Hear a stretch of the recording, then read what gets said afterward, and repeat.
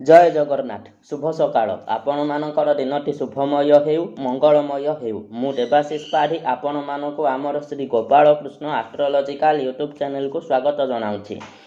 आज आमे गोटे बहुत रहस्यमय एवं आश्चर्यजनक विषय उपर आलोचना करबा। शनिकर राशि परिवर्तन जहाँकि बहुत बड़ विपद डाकी आनुछि।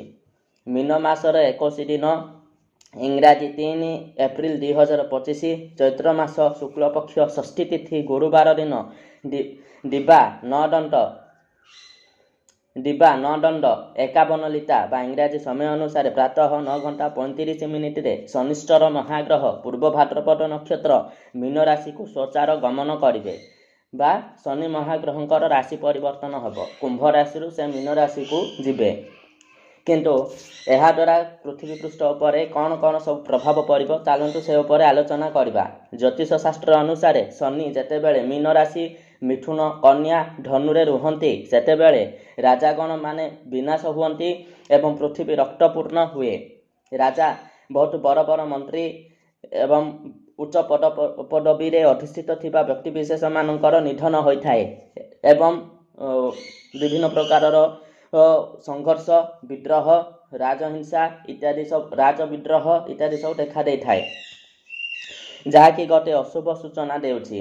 खाली सेतिकी नुह 2025 मसीहा मे मास 18 तारिख रे राहु महाग्रहंकर मध्य राशि परिवर्तन हेबाकु जाउछि, जहाँ द्वारा राहु मीनरु कुंभ राशि को आसीबे, जहाँ द्वारा 3/4/2025 रु 18 मे 2025 जाए मीन राशि रे 15 दिन धरी शनि राहु एकत्र रहिबे।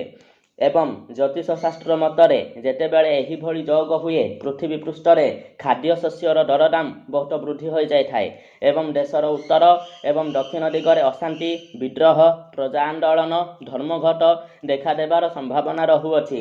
विशेष करी चीन नेपाल कांडाहार हिमालय काश्मीर एवं एहार आखपाखरे थिबा स्थान मानकरे एवं दक्षिण दिगरे कांची चित्रकूट लंकादीप महेंद्र एवं ओडिशार दक्षिण भागरे एही भली उपद्रव मान देखा देई पारे।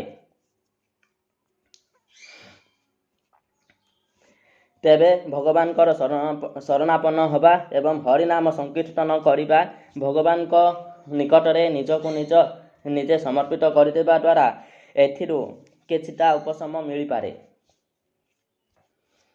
रहुछि नमस्कार।